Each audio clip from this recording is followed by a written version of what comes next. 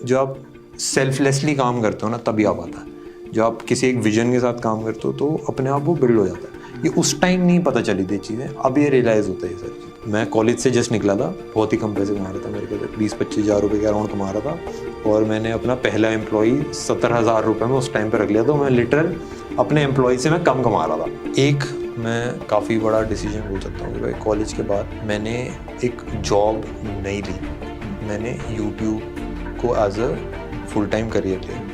उन्होंने एक चीज़ मेरे को बताई थी जो मैंने बहुत ज़्यादा खुद भी नोटिस करी कि इंडिया एक ऑर्गेनाइज्ड केओस रहा है।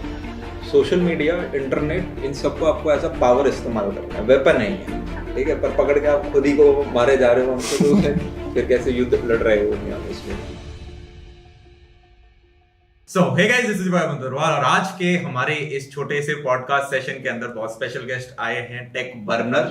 तो श्लोक, सबसे पहले यार शुक्रिया हमारे यहाँ पे आज इस सेशन के अंदर आने का। काफी सारे बच्चे हैं जो कि आपको कोई इंट्रोडक्शन की जरूरत नहीं है यार, ठीक है। और टेक में भाई ने एकदम बहुत स्ट्रॉन्ग इन्फ्लुएंस मचा रखी है, अगर इनकी लैंग्वेज में बोले तो हम। और काफी सारे बच्चे हैं जो कि आपने जो लाइफ में किया उससे काफी ज्यादा इंस्पायर है। और मैंने भी यार पॉडकास्ट से पहले भी हम थोड़ी देर बैठे, काफी सारी चीजें डिस्कस करी और मुझे पर्सनल लगता है कि कुछ चीजें हैं जो कि आपकी लाइफ में बहुत ज्यादा वैल्यू एडिशन कर सकती है।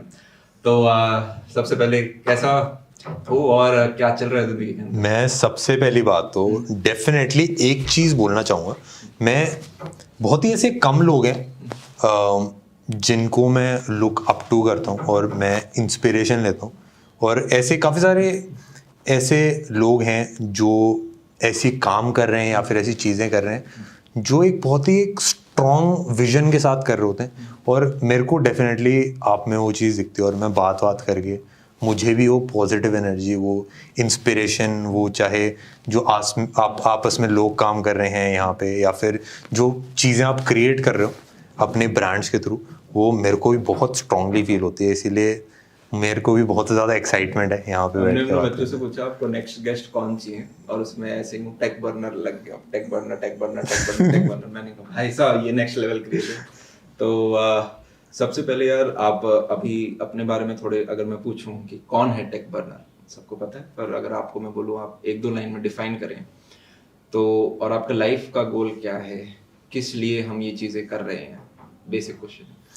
टेक बर्नर जो लोगों को नहीं पता, हम वीडियोस बनाते हैं टेक्नोलॉजी से रिलेटेड, और अगर मैं कोर डिफाइन करूं कि हम आपस में सामने से अगर एज अ ऑडियंस अगर आप देखो तो हम हंसी मजाक करते हैं, हम जोक मारते हैं, हम प्रोडक्ट को कवर कर देंगे, हम अलग अलग चीज़ें करते हैं और बहुत ही वियर्ड चीज़ें करते हैं। कभी कभार जाके खाली स्विमिंग पूल में जाके लेट रहे हैं फ़ोटो खींचने के लिए, but basic at the core हम एक चीज़ में विश्वास रखते हैं कि हम कोई भी एक बंदा जिसके पास एक पॉजिटिव इंटेंशन होता है वो वर्ल्ड में एक बहुत ही बड़ा चेंज कर सकता है। और ये हमने अपने ब्रांड के थ्रू भी करा है। जो आपस में लोग जितने भी काम कर रहे हैं सबकी लाइफ में एक बहुत ही पॉजिटिव चेंज है। और जितनी भी हम वीडियोस बनाते हैं, चाहे वो टेक है, चाहे वो कुछ भी है, हम ऐप बना रहे हैं, कुछ भी है, हमारा मेन इंटेंशन लोगों को एम्पावर करना, उनकी लाइफ में एक पॉजिटिव चेंज क्रिएट करना होता है। हम बहुत छोटा सा काम करने की कोशिश करते हैं ज़्यादा लोगों के लिए। तो अभी तक तो चल रहा है बढ़िया। देखते हैं इसमें ये टेक बर्नर जो आपकी जर्नी स्टार्ट हुई सोशल मीडिया के अंदर, सब हर एक बच्चे का एक सपना होता है। आप में से काफ़ी 9th 10th 11th 12th college के अंदर होंगे, किसी को स्मॉल बिजनेस खोलना होगा, किसी को इन्फ्लुएंसर साइड में आना होगा, किसी को हो सकता है अपनी जॉब करनी हो। आपके अगर हम कितने साल हो गए हैं, कब स्टार्ट किया था? तो हमको बहुत साल हो गए। मेरे को मैंने स्टार्ट करा था वीडियोस बनाना अपने 11th स्टैंडर्ड में, और अभी मैं 25 साल का हूँ, तो हमको 8 साल के अराउंड हो गए। बट शुरू के 4 साल एकदम घटिया, मैं मतलब वो वर्ड भी क्या बोलूँ, हमने ऐसी वीडियो बनाई थी मैं खुद अभी भी ना देख पाऊँ, मतलब मैं बना के खुद भी ना देख पाता। बट उनमें सब में एक चीज़ कॉमन थी कि वो किसी की हेल्प करने के लिए या फिर एक पॉजिटिव चेंज क्रिएट करने के लिए। अब मेरे को रियलाइज़ होता है कि हमने उस टाइम पे ये सोच के बनाई थी, और इसीलिए ऑल्दो ग्रोथ बहुत स्लो थी स्टार्टिंग में, बट वो ग्रो हुआ और धीरे धीरे हमने काफ़ी स्ट्रॉन्ग फाउंडेशन बनाई उस चीज़ की। और इस टाइम पे हमारी ग्रोथ को अब वो फाउंडेशन आ चुकी है, अब कोई नहीं रोक पाएगा। चाहे वो टेक में हो, चाहे अलग अलग चीज़ों में हो, जो वैल्यूज़ हैं, जो माइंडसेट है, जो लोग आपस में काम कर रहे हैं, वो बेस्ट ऑफ द बेस्ट हैं। और इस टाइम पे जो विश्वास है अपने ब्रांड को लेके, वो बहुत ही ज़बरदस्त तगड़ा। और शुरुआत के 4 साल हमारी जर्नी स्लो रही, तो उस टाइम जैसे बच्चों का ये होता है कि यार हमने चीज़ 1 महीने ट्राई कर ली, 2 महीने कर ली।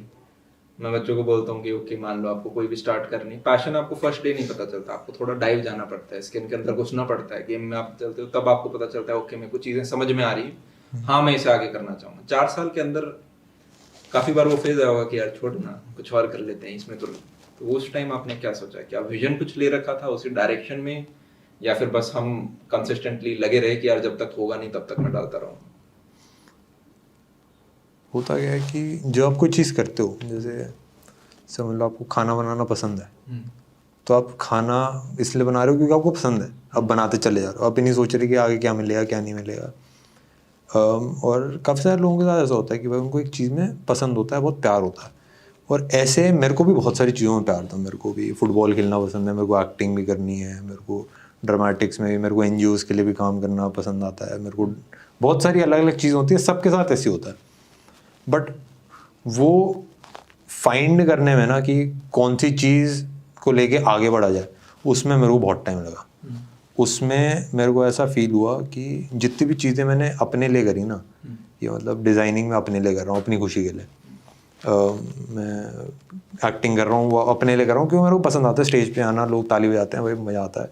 सारी चीज़ें जितनी भी अपने लिए करी ना, उसमें सक्सेस नहीं मिल पाई। Success at the end of the day मैं डिफाइन करता हूँ कि लाइक वैल्यू एक्सचेंज, या फिर मतलब मॉनेटरी रेवेन्यू कुछ क्रिएट हो जाए, या फिर एक ऐसी चीज़ इस्टेब्लिश हो जाए जो ग्रो कर सके। तो अलग अलग तरीके से हो सकती है, आपने भी करी है। बट वो मैंने जब दूसरे लोगों के लिए काम करना शुरू करा, यूट्यूब इसलिए शुरू करा ताकि सामने वाले लोगों को हेल्प हो जाए। तो चाहे वो मैं 4 साल कर रहा था, बट मुझे पता था कि इससे दिख रहा था कि सामने वाले लोगों की हेल्प हो रही है। 100 बंदों जो वीडियो देख रहे हैं उनकी लाइफ में एक चेंज आ रहा है। तो मेरे को एक विश्वास था कि भाई ये 100 बंदों की लाइफ में चेंज आ रहा है, तो कुछ ना कुछ तो होगा इससे। और वो विश्वास मेरे ख्याल से जब आप सेल्फलेसली काम करते हो ना, तभी आ पाता है। जब आप किसी एक विजन के साथ काम करते हो तो अपने आप वो बिल्ड हो जाता है। ये उस टाइम नहीं पता चली थी चीज़ें, अब ये रियलाइज़ होता है ये सारी चीज़ें। क्योंकि लोग बोलते हैं कि भाई 4 साल करते रहे कुछ हुआ नहीं, बोर नहीं हुआ। भाई उस टाइम सोचा ही नहीं था उस टाइम तो मजे कर रहे थे, मज़ा भी आ रहा था। अभी भी वही सीन है। लॉन्ग टर्म गोल क्या सोचा? और आपने कहा कि अगर हम जैसे टेक बर्नर को देखते हैं तो एक फेस दिखता है कि ओके शायद एक व्यक्ति है जो कि सारी चीजें कर रहा है। अभी हमने बात करी पीछे तो मुझे पता चला आपकी एक टीम है। उस टीम का क्या रोल रहा है और किस प्रकार से फर्स्ट बंदे से लेके अब जो आपने टीम बनाई है या ऑफिस में शिफ्ट होने वाले हो, वो प्रोसीजर क्या रहा? तो कब लगा कि यार टीम बनानी पड़ेगी, अकेले से ज्यादा नहीं हो पाएगा, और उससे क्या क्या वैल्यू एडिशन रहे, कितनी ग्रोथ में फर्क पड़ा? हाँ। जैसे बोला जाता है कि जेफ बेजोस अमेज़न को नहीं चलाते, पीछे व्यक्ति चाहिए बहुत सारे। मैं भी एक चीज़, मेरे को पता नहीं क्यों ऐसा, बट मेरी लाइफ में जो बड़े बड़े चेंजेस आए ना, वो तभी आए जब मैं एक ग्रुप में था जिसने मेरे को हेल्प करा उन चीज़ों को अचीव करने में।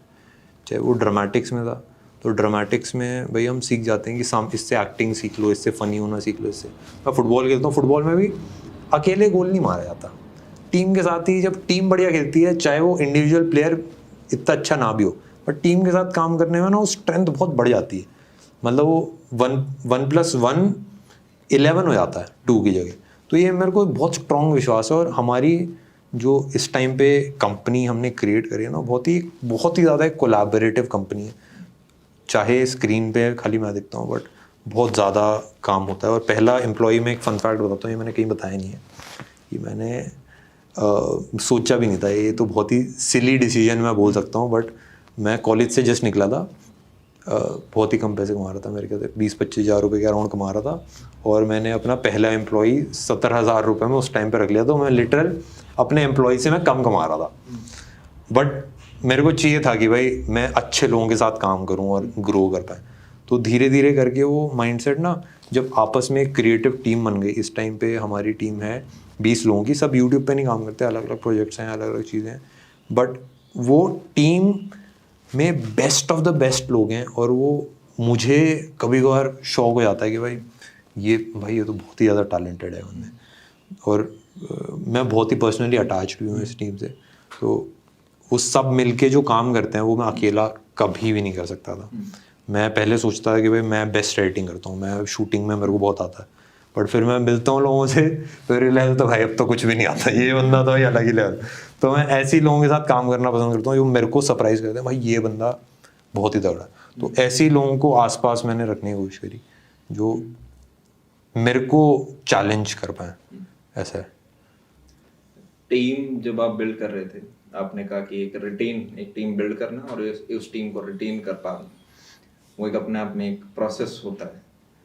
तो उसके बारे में आप बताओ। जैसे काफ़ी बच्चों के ही होते हैं, कॉलेज के अंदर होते हैं, आपको स्टार्ट करना होता है, तो बच्चे ढूंढ रहे होते हैं कि यार जब तक 2 बंदे और मिलेंगे तब जाके 3-4 बच्चों का झुंड बना के हम कर रहे होंगे। अगर आपकी जर्नी में मैं देखूँ, शुरुआत में आपने पहले खुद शुरुआत करी, फिर आपने एक टीम बनाई, उससे आपका मल्टीपल टाइम्स हम ग्रोथ की तरफ जा रहे हैं। तो क्या वेट करना चाहिए शुरुआत में? क्योंकि हर व्यक्ति आप जितना हो सकता है इंस्पायर्ड ना हो, कहीं एक बच्चा बॉटल नेक बन रहा हो। जैसे मान लो आपने कस्टम पीसी बनाया, उसके अंदर सब कुछ बहुत तगड़ा और 2 GB की रैम है, तो वो चलेगा ही नहीं सारा उतना पावर पे। तो कहीं कोई एक चीज़ बॉटल नेक बन रही हो, तो आपको उस चीज़ पे कितना है कि आप अकेले भागते हो, तेज भागते हो, फिर एक पॉइंट के बाद आप एक ऑर्गेनाइजेशन बनाए क्या? या फिर ये डोमेन टू डोमेन डिपेंड करता है?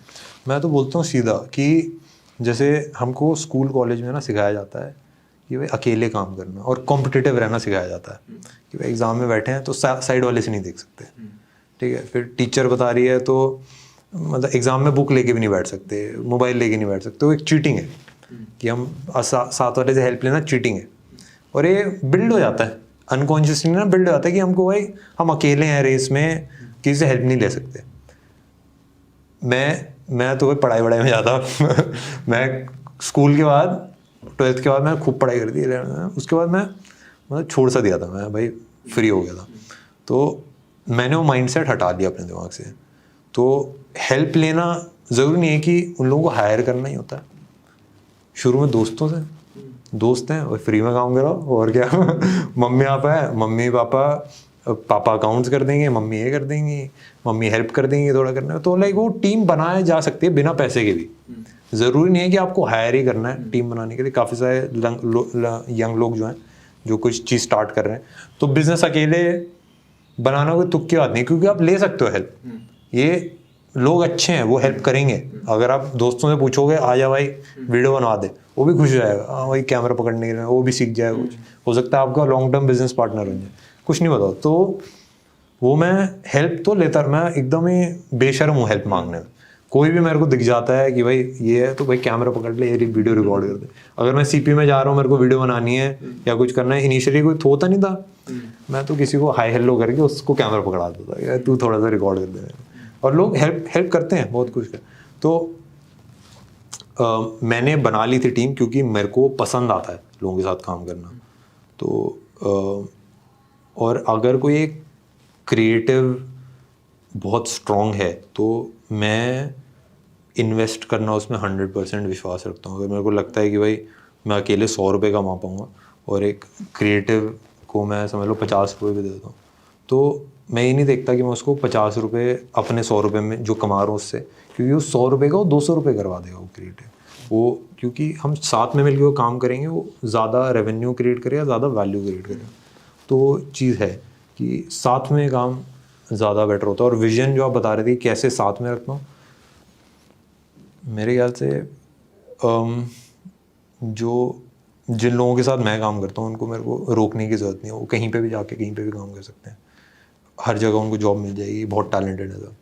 बट मेरे साथ तो मेरे ख्याल से इसलिए रुके रहते हैं क्योंकि वो मेरे लिए काम नहीं कर रहे, मैं उनके लिए काम कर रहा हूँ और मैं हेल्प कर रहा हूँ। हम सब साथ में एक चीज़ की तरफ काम कर रहे हैं कि भाई हम लोगों को एम्पावर कर पाएँ। जैसे मैंने स्टार्टिंग में बताया था कि हमारा लॉन्ग टर्म विजन वही है कि हम एक पॉजिटिव चेंज क्रिएट कर पाएँ, चाहे वो फनी टेक वीडियोस के थ्रू हो, बट वो एंड गोल है हमारा, चाहे वो किसी भी एवेन्यू के थ्रू हो। बट आप भी जैसे बता रहे थे, मेरी भी बात हो रही थी, तो आपका भी एक वो बहुत स्ट्रॉन्ग विजन था कि भाई करोड़ों लोगों में, हज़ारों करोड़ों आपने, मैं होप करता हूँ आप पहुँच जाएं।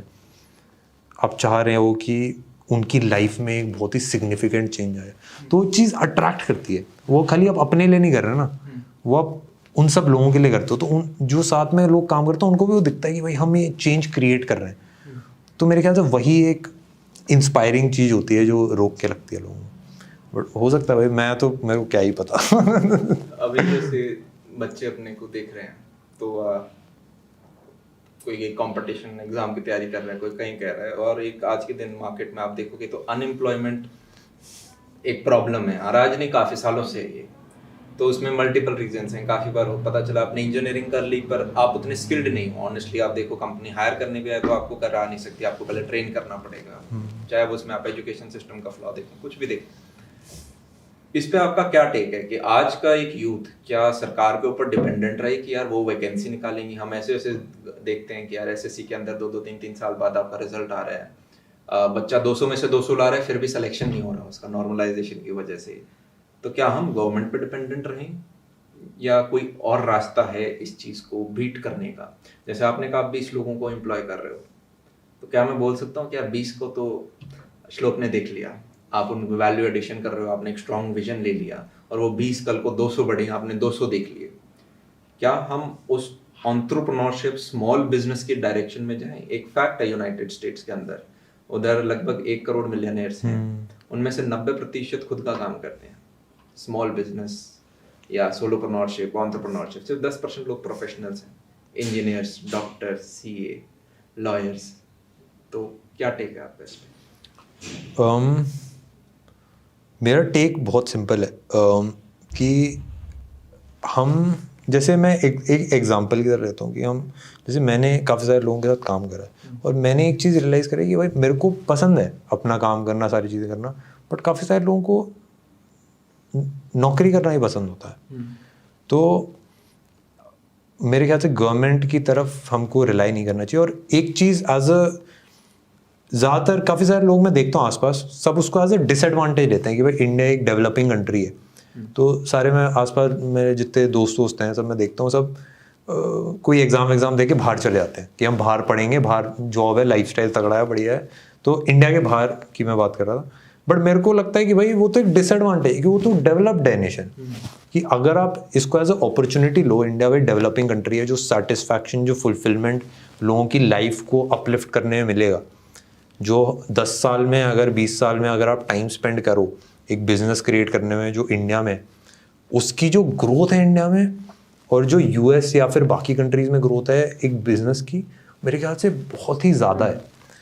तो अपॉर्चुनिटीज़ भी बहुत ज़्यादा हैं हर चीज़ में। इंडिया इस टाइम पे फास्टेस्ट ग्रोइंग, ये मोबाइल, सबसे ज़्यादा मोबाइल इंडिया में बिकते हैं, उसके बाद इंटरनेट यूज़र सबसे ज़्यादा इंडिया में बढ़ रहे हैं, सारी चीज़ें, सारी बिजनेसेस इंडिया आ रहे हैं, और हमारा यूथ जो है वो इंडिया को छोड़ के बाहर जाए। तो मेरे को एक चीज़ वो समझ नहीं आती, बट पर्सनली मैं तो भाई इंडिया में बहुत ज़्यादा विश्वास रहता है मेरे को, और हमारे पास टैलेंट है, हमारे पास स्किल है, हमारे पास सारी चीज़ें हैं ये इन सब चीज़ों को एग्जीक्यूट करने की। अगर 10 बंदे अच्छी कंपनी खोल लें ना, $1 बिलियन कंपनी खोल लें, तो उससे पूरा देश बदल जाता है।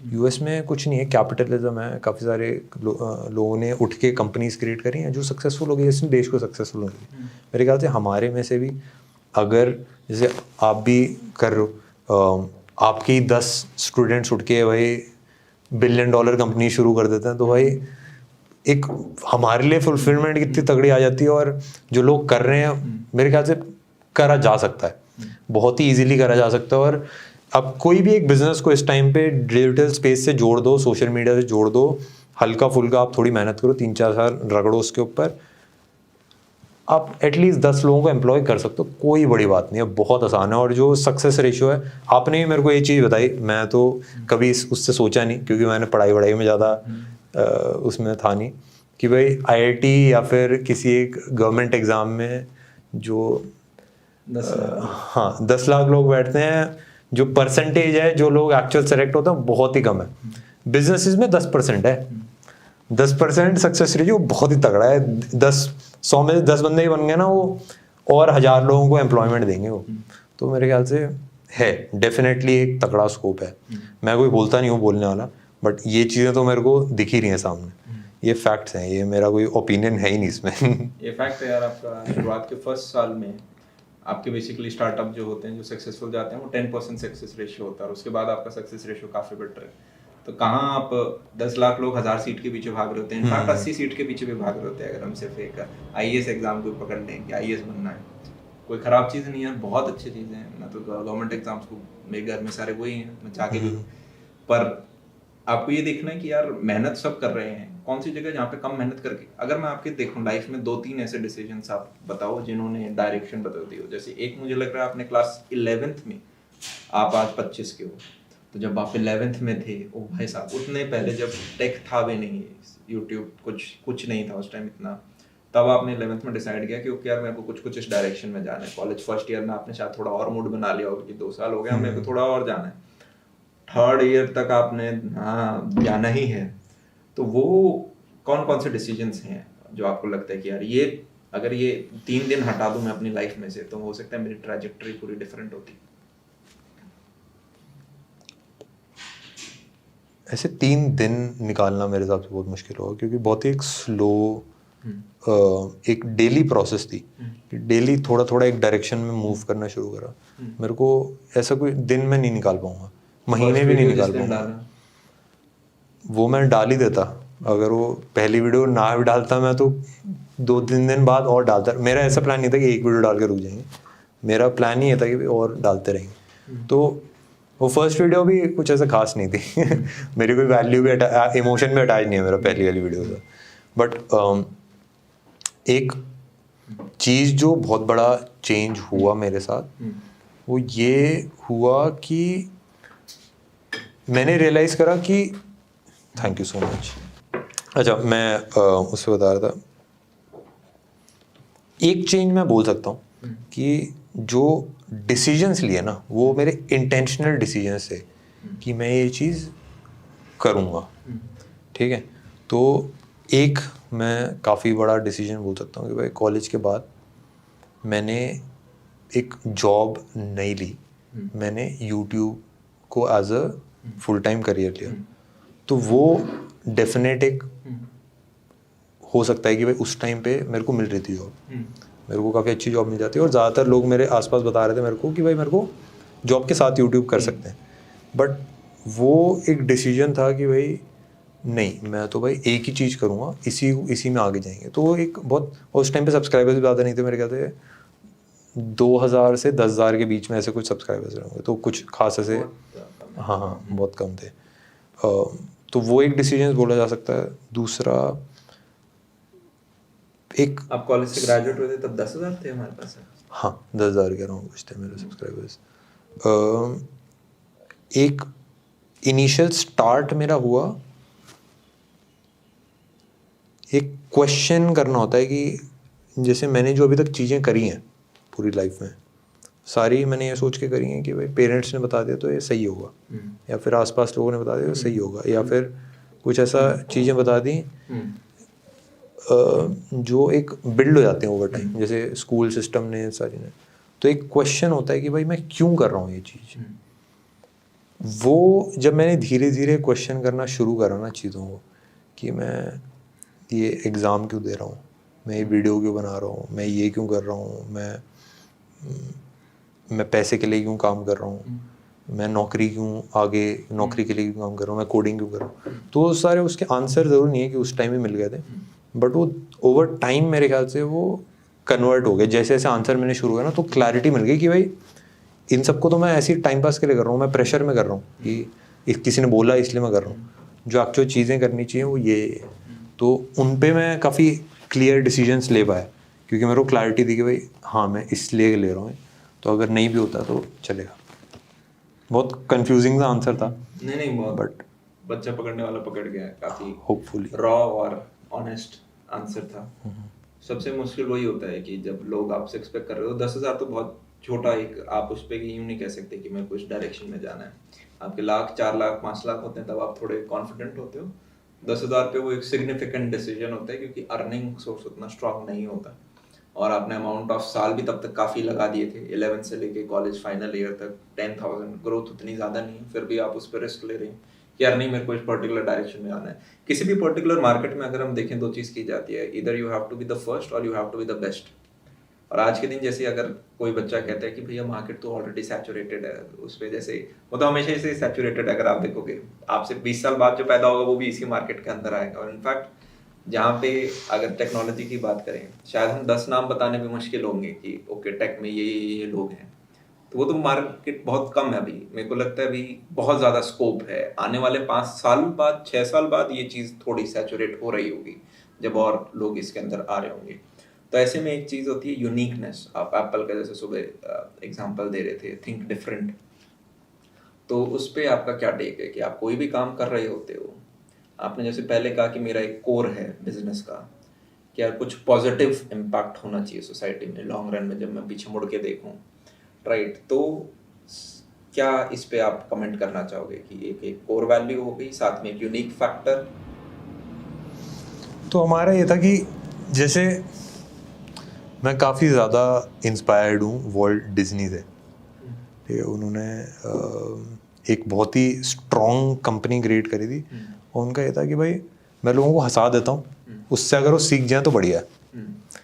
अगर मैं सिखाने जाऊँगा तो हो सकता है एक बंदा भी ना बैठे, अगर मैं हंसाने जाऊँगा तो हज़ारों करोड़ों लोग बैठ जाएंगे, उसमें से कुछ ना कुछ सीख जाएंगे। तो मेरा भी यही मोटिव है, मैं भी मतलब उसी तरीके से थोड़ा मेरे को भी बहुत इंस्पायरिंग लगा वो कि हम हंसाने की कोशिश करते हैं, हम कोशिश करते हैं कि ज़्यादा से ज़्यादा लोग देख पाएँ कि मम्मी हैं या फिर मेरे पापा हैं या फिर कोई भी एवरेज समझ लो। मेरे को बहुत एक अच्छा लगा था जब एक रिक्शे वाला था, रिक्शा वाले भैया थे, वो मेरी वीडियो देखते थे, तो मेरे को बहुत अच्छा एक अंदर से फीलिंग आई कि भाई मेरी वीडियोस यहाँ तक भी पहुँच जाती हैं कि मैं जो वीडियो बना रहा हूँ कि भाई, और वो भी अगर समझ लो 4 मोबाइल की वीडियो देख लें या फिर थोड़ा बहुत फोटोग्राफी के ऊपर देख पाएँ, तो हो सकता है उनको भी कुछ सीखने के लिए मिल जाए। तो मैं भी उसी चीज़ के साथ चलता हूँ कि भाई एक यूनिक फैक्टर हमने ऐसा कुछ लेके नहीं चला। मेन ये था कि ज़्यादा से ज़्यादा लोग कैसे हम एंगेज कर पाएँ, उनको मज़ा भी आए देखने में, टाइम पास हो जाए। तो जोक वोक मारना तो ऐसे ही शुरू कर दिया था कि लोगों को पसंद आ रहा था, ठीक है मार लेते हैं, क्या दिक्कत है। तो वो जोक वाला एक वो ही स्टाइल ही बन गया। फिर उसके बाद और भी चीज़ें बहुत फास्ट पेस रखने की कोशिश करते हैं, बहुत रॉ रखने की कोशिश करते हैं। तो वो सारी चीज़ें बस इसीलिए हैं ताकि लोग ज़्यादा अच्छे देख पाएँ। हम क्विक पेज बनाते हैं, फ़नी रखते हैं, वियर्ड चीज़ें कर देते हैं, वो सारा इंटेंशनल है, वो सारे इसीलिए ताकि ज़्यादा से ज़्यादा लोग देखें। और कोई भी अगर बंदा देख जाता है वीडियो तो एटलीस्ट कुछ ना कुछ एक पीस ऑफ वैल्यू हम दे जाते हैं, ये हम कोशिश करते हैं हर वीडियो में।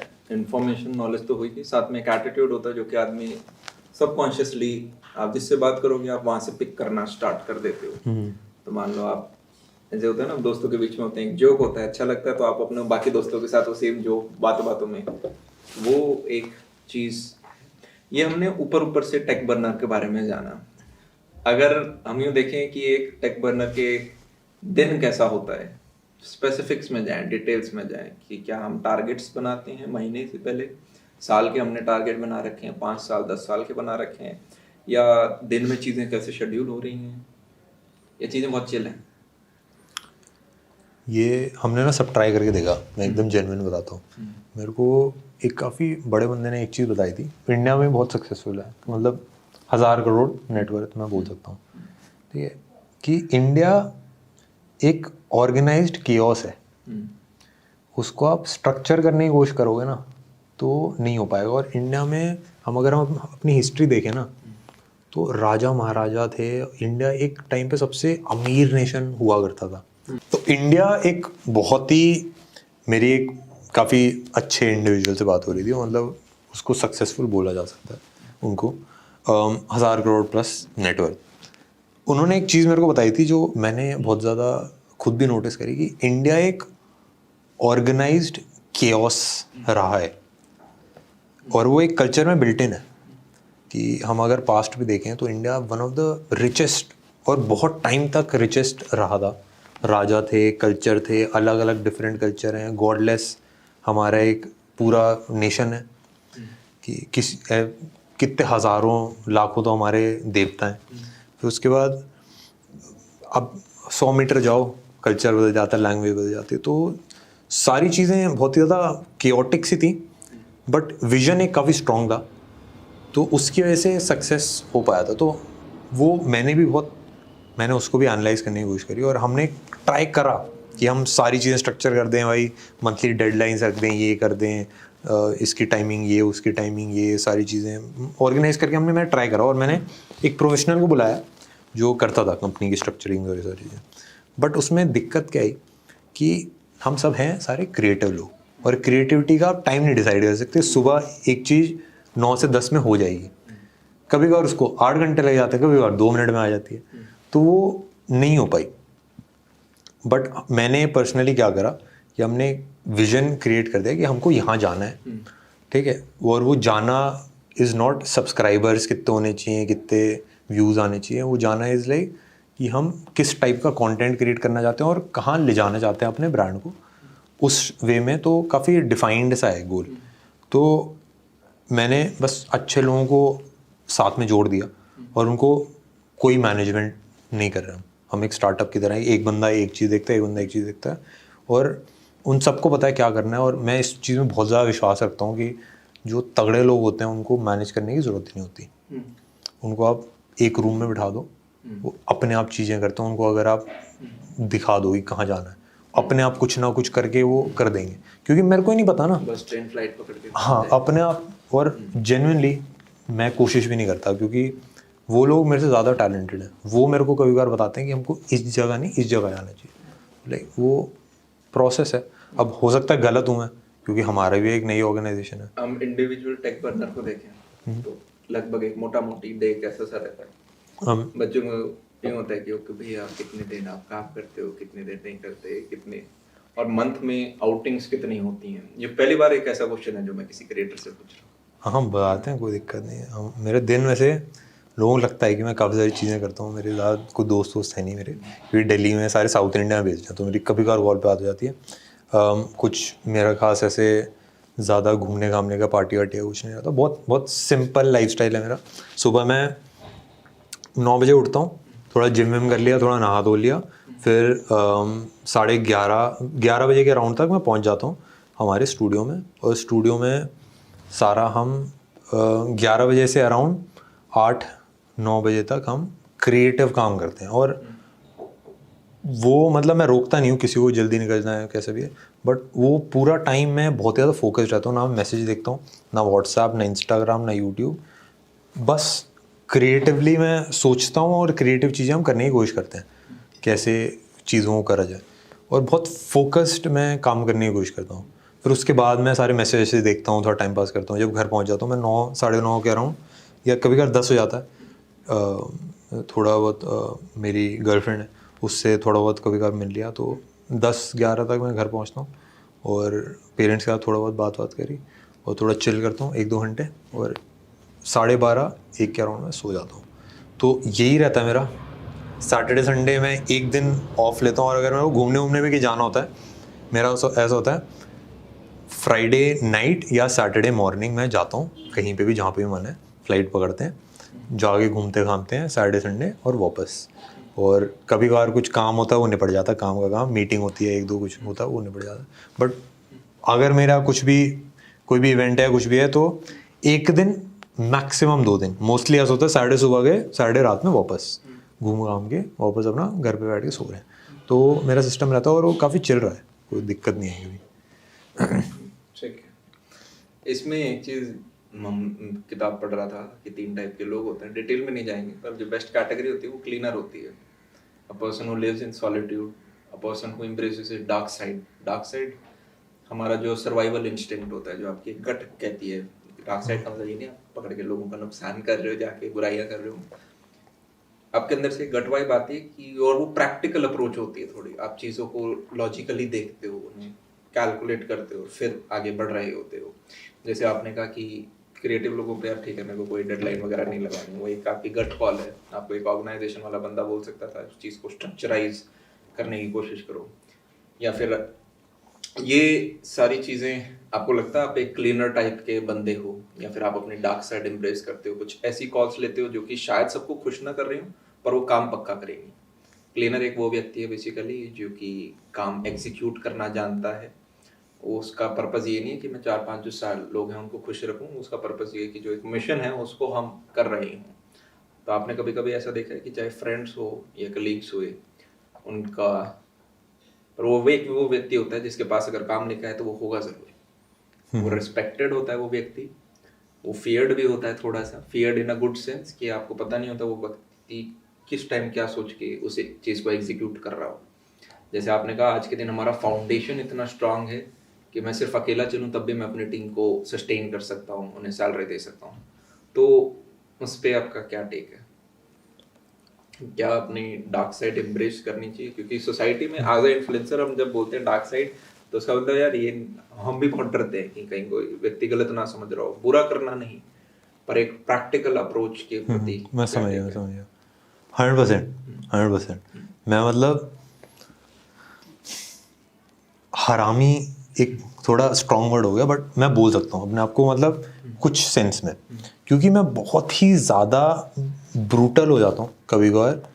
ब्रूटल एज इन लाइक ऐसा नहीं है कि मैं बहुत अब्यूजिव लैंग्वेज में या बहुत वैसे बात कर रहा हूँ, बट जैसे मेरे दोस्त हैं या फिर जिन लोगों के मैं साथ में टाइम स्पेंड करता हूँ, मैं बहुत ही ज़्यादा चूज़ी हूँ कि मैं कितने सेकंड किस पर्सन के साथ स्पेंड कर रहा हूँ। अगर मेरे दोस्त हैं जो मेरे को ऐसा फील होता है कि ये मेरी लाइफ में एक हल्का सा भी एक नेगेटिव ऐड कर रहे हैं, चाहे अपनी बातों से चाहे अपने माइंडसेट से, तो मैं उनको पहले तो कॉल आउट कर देता हूँ। सेकंड स्टेप होता है मैं हटा ही देता हूँ, मैं डिस्टेंस कर लेता हूँ। और ऐसा ज़्यादातर मैं कोशिश करता हूँ कि बुरा ना लगे लोगों को, बट वो बहुत स्ट्रॉन्ग रहता है। और एम्प्लॉयज़ के साथ भी जो लोग साथ में काम कर रहे हैं, सबको ये चीज़ पता होती है कि हमको कुछ डेडलाइंस मीट करनी होती है और जो हमारा प्रोसेस है वो टाइमली होना चाहिए। और अगर वो नहीं हो पा रहा होता तो यूजुअली अगर कोई बंदा सही माइंडसेट से काम कर रहा है, सही पैशन से काम कर रहा है, तो वो चीज़ हो जाती है, वो ऑटोमेटिकली हो जाती है, उसमें टाइम नहीं लगता। बट होता क्या है कि ज़्यादातर लोग ना, मैंने क्रिएटिव लोगों में ऐसा देखा है कि मैं उसको ना प्रॉब्लम को लेके चलता हूँ कि ये प्रॉब्लम क्यों नहीं सॉल्व हो रही है, नॉट अ पर्सन, कि वो पर्सन दिक्कत नहीं है, वो प्रॉब्लम है दिक्कत। तो प्रॉब्लम अगर ऐसा है कि उस बंदे के अंदर ही बिल्ट इन है तो बंदे को फायर करने में 2 सेकंड नहीं लगा था, ठीक है। बट अगर वो प्रॉब्लम ऐसी है जो मेरे को लगता है कि वो फिक्स हो सकती है, अगर ये बंदा अपने आप को थोड़ा पुश करे, तो मैं डेफिनेटली वो पुश करने के लिए मैं बहुत स्ट्रांगली चीज़ें करता हूँ। मैं दिन रात काम कराता हूँ। और ये खाली मेरी उससे नहीं है, ये हमारा पूरा ब्रांड ही इस सब सेटअप है कि अगर कोई बैकलॉग है, कोई ऐसा है जो नहीं कर पा रहा है काम, जिसकी वजह से अटक रहा है, तो उसके ऊपर काफ़ी ज़्यादा प्रेशर आया था और उसको करना पड़ता है, सीखना पड़ता है, सारी चीज़ें करनी पड़ती है। तो या तो हो जाता है या फिर वो ऑटोमेटिकली वो ऑर्गेनाइज, क्योंकि होता क्या है, जब आप इतने ज़्यादा टैलेंटेड, इतने ज़्यादा क्रिएटिव लोगों को एक साथ जोड़ दो ना, तो सेल्फ पुलिसिंग हो जाता हो। अगर कोई ऐसा बंदा होगा ना, बी प्लेयर होगा ना, वो टिकेगा ही नहीं। वो बी प्लेयर को सभी साइडलाइन कर देंगे। सबको पता होगा कि भाई हमारे साथ ये नहीं टिक सकता, वो मेरे को कुछ करने की ज़रूरत नहीं पड़ती, वो अपने आप ही वो बंदा अलग हो जाता है, क्योंकि या तो उसका माइंडसेट मैच नहीं कर रहा है या वो उस पैशन से काम नहीं कर पा रहा। तो मेरे को कुछ करने की ज़रूरत नहीं पड़ती, ये सारा सेल्फ मैनेजिंग हो जाता है पूरा फ्रेमवर्क जो है ना। तो मैं बस तरीके बता पाता हूँ कि अगर मेरे को लगता है कि ऐसे है, तो यूजुअली होता क्या है कि जितने क्रिएटिव लोग हैं ना, वो ऐसी चीज़ों में अटक जाते हैं जो टाइम बहुत ज़्यादा लेती हैं। अगर जैसे कोई एडिट कर रहा है तो मैं उसका बता सकता हूँ कि जो बेसिक कट्स लगाने हैं ना, उसको कट्स को लगाने में 6 घंटे की फुटेज को काटने में 2 घंटे करने में वो पूरे दिन लगा देगा, जबकि वो खाली 1 घंटे का काम है। तो उन सारी चीज़ों को कैसे ऑप्टिमाइज़ करना है, सॉफ्टवेयर को कैसे यूज़ करना है, ये सारी चीज़ों में हेल्प कर देता हूँ। बट जो क्रिएटिव काम है, टैलेंटेड लोगों में कुछ मेहनत मेरे ख्याल से नहीं करना। तो बहुत ही डिस्क्रिप्टिव सा आंसर है, ज़्यादातर लोगों की हो सकता है काम ना है, बट लाइक हाँ, अगर कोई बिजनेस अपना चलाना चाह रहा है, आपको यार लाइफ में ऊपर जाना है, प्रैक्टिकल डिसीजन लेने पड़ेंगे। आपने कहा कि मैं फ्राइडे सैटरडे 2 हैं, मेरे को अगर कुछ इवेंट करना है, बाहर घूम के आना है, तो वो दिन आपने स्पेसिफाई कर रखे हैं, एक शेड्यूल बना रखा है कि यार ठीक है 9 बजे उठना है।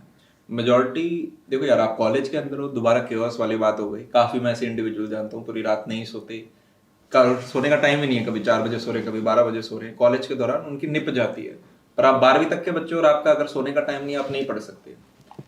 आपका सोने का एक साइकिल होता है, तब जाके आप पूरा बचा हुआ दिन का शेड्यूल आप कर पाते हो। तो 12th तक तो यार आपको जेई के लिए हो, आपको शेड्यूल बनाना पड़ेगा। इनफैक्ट लेट नाइट मत जाना, क्योंकि लेट नाइट होते ही खाना भूख लगती है, हम किचन में घुस जाते हैं, फिर तो बस टाइम 2-3 घंटे खाएंगे, तो खाते वक्त कुछ चलता रहना चाहिए, मूवी वगैरह, फिर गया टाइम सारा। पर आप कॉलेज के अंदर हो, आप एक्सपेरिमेंट कर सकते हो अपनी साइकिल के साथ। और एक बार जैसे अब आप एक ऑर्गेनाइजेशन चला रहे हो, तो आपको अपने टाइमिंग अकॉर्डिंग एम्प्लॉयज की जो है उसके अकॉर्डिंग दिन में होते हैं सारे काम, पर वो अपनी शेड्यूल राइट बना रखा है। और आपको बहुत वो चीज़ बहुत सही बोली इन्होंने, ब्रूटल होना पड़ता है कि मैं अपने दिन का एक एक सेकंड किस किस व्यक्ति को दे रहा हूँ। इनफैक्ट आप पेरेंट्स को भी एक तरह से कह देते हो कि मैं आपके साथ शाम को चाय पी रहा हूँ, डिनर खा रहा हूँ, सुबह ब्रेकफास्ट खा रहा हूँ, और वही एक समय होता है। आपका क्वांटिटी मैटर नहीं करता। जब आप एक व्यक्ति के साथ बैठो, सिर्फ आप उसे ही अटेंशन दो, अपने बाकी सारी चीज़ों को आप काटना बंद करो। मैं तो, मेरा मोबाइल है वो हमेशा D&D में रहता है, हमेशा।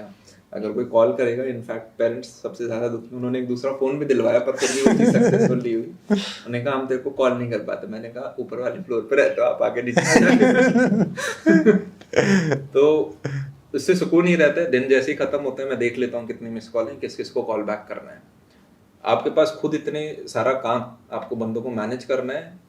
सोशल मीडिया, इंटरनेट, इन सबको आपको एज अ पावर इस्तेमाल करना है, वेपन नहीं है, ठीक है। पर पकड़ के आप खुद ही को मारे जा रहे हो हमसे, तो फिर कैसे युद्ध लड़ रहे होंगे हम इसमें। तो यार श्लोक, मेरे को आपसे बात करके काफ़ी ज़्यादा पॉजिटिव लगा। मतलब आप, हम जैसे एक यूट्यूब पे देखते हैं, वहाँ पे हमें देखता है एक फनी क्रिएटिव बंदा जो कि आपको साथ में टेक बता रहा है। तो आपके 2-3 लोग होते हैं, तो मैं प्रेफर करता हूँ यहाँ ठीक है यार, मन भी बना रहेगा, पता भी चल जाएगा, रिव्यू भी हमें साथ में मिल रही है चीज़ों की। पर अब देख रहे हैं तो आपको पता चलता है कि सिर्फ एक व्यक्ति नहीं है, आपको पूरी एक ऑर्गेनाइजेशन है जो मैनेज करनी है। इसमें चाहे हम, जब ऑर्गेनाइजेशन पीछे चल रही है, उसको आप मैनेज कैसे करते हो, शेड्यूल आपका, ये हम आज देखते हैं। एक व्यक्ति आता है, देखता है ओके 5 मिलियन सब्सक्राइबर, पर उसे ये नहीं दिखता कि ओके भाई 11वीं क्लास से व्यक्ति ने स्टार्ट हो रखे हैं, बीच में जॉब वगैरह छोड़े, आपके खुद के प्रिंसिपल्स हैं, प्रैक्टिकल गट फीलिंग पे आप जनाब विश्वास करते हो। आपने एक और विजन अपना बताया था कि आपने 5 ईयर एक विजन ले रखा है, जिस पे आप पिछले 1 साल से ऑलरेडी काम कर रहे हो, और आपने स्ट्रॉन्ग फाउंडेशन बिल्ड कर लिया है, उसके बारे में आप बताना चाहेंगे? हाँ, हमने एक्चुअली काफ़ी सारी चीज़ों को क्रिएट करने में ना, मैं विश्वास रखता हूँ कि स्टार्टिंग में पूरा प्लान करके अच्छे से एक अच्छी फाउंडेशन एक बार क्रिएट हो जाए ना किसी चीज़ की, फिर उसके बाद उसको रन करना काफ़ी आसान होता है। तो हम काफ़ी सारी चीज़ें कर रहे हैं। जैसे अभी हमने ये ना स्किन्स का हमने बनानी शुरू करी है, और अभी ये पहला ही मेरे ख्याल से उस पर हम दिखा रहे हैं। बट इस पे हम काम कर रहे हैं कैसे उसको माइन्यूट चीज़ें हम ठीक कर पाएँ। ये परफेक्ट एक जो प्रिंटिंग है, फिर उसके बाद कैसे उसकी जो कटिंग है कैसे परफेक्ट बैठ पाए, कि प्रोटेक्शन भी दे पाए, सारे नेटवर्क में दिक्कत ना हो। तो ये सारी चीज़ें छोटी छोटी हम काम कर रहे हैं, इन सब पे सालों हम काम करते हैं। फिर उसके बाद जाके एक फाइनल चीज़ रिलीज़ करते हैं, हमको पूरा विश्वास होता है, और उसमें हमको पता होता है कि अभी हम क्रिएट कर रहे हैं चीज़, और इसमें टाइम लगेगा, बट 5 साल बाद 7 साल बाद हम मार्केट में नंबर 1 होंगे इस चीज़ में। इस चीज़ के, इस विजन के साथ ही हम क्रिएट करते हैं चीज़ों को, कि हमको पता होता है कि भाई ये बेस्ट होने वाली है। तो वही चीज़ें हैं, मर्चेंडाइज हो गई, ये स्किन्स हो गई, फिर ऐप्स हैं हमारी, ऐप्स पे हमको बहुत ही ज़्यादा विश्वास है। अभी बात चल रही है काफ़ी कंपनीज के साथ, उनके फ़ोन में डायरेक्ट वो ऐप प्री इंस्टॉल्ड है, ये सारी चीज़ें, तो वो सब चलता रहता है। बट हाँ, ये छोटी छोटी चीज़ें पता नहीं बाद में क्या अगर आप यार देखोगे तो आप सीखने को काफ़ी चीज़। सबसे पहले आपने एक प्लान बनाया। जब तक आप अपना मिशन स्टेटमेंट नहीं बनाते, एक रिसर्च है, जो लोग मिशन स्टेटमेंट बनाते हैं वो 10 टाइम्स मोर रिचर होते हैं। कि आपने प्लानिंग कर ली, मेरे को अगले 5 साल क्या करना है, ज़िंदगी के साथ क्या करना है, अगले 6 महीने में क्या करना है।